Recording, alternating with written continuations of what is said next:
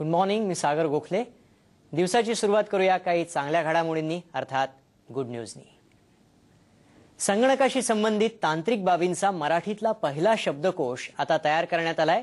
तब्बल 7000 शब्दांचा हा कोश येत्या शनिवारी प्रसिद्ध होईल।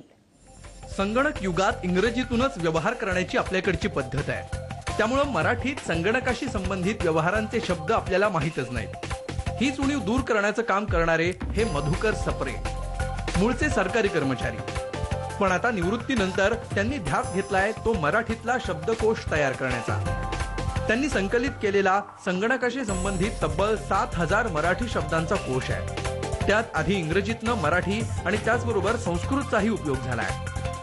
संस्कृत शब्द तयार केल्यानंतर पुढची एक प्रक्रिया मी केलेली आहे मराठीसाठी म्हणून, ती म्हणजे गिरवाण लघुकोश सारखे संस्कृत मराठी कोश पाहून तो शब्द मराठीमध्ये त्याच अर्थाने आलेला आहे ना याची खात्री करून घेऊन मग तो मी कोशामध्ये समाविष्ट केला। सरकारी पातळीवर मराठीचा आग्रह तसा कमीच असतो। मनुष्यबळ विकास मंत्रालयानं प्रसिद्ध केलेला एक कोश आहे, पण तो हिंदी भाषेतला।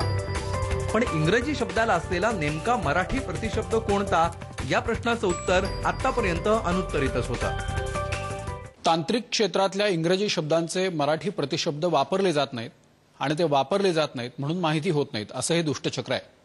पण या शब्दकोशाच्या निमित्तानं आता हे दुष्टचक्र भेदायला सुरुवात तरी होईल अशी आशा करायला हरकत नाही।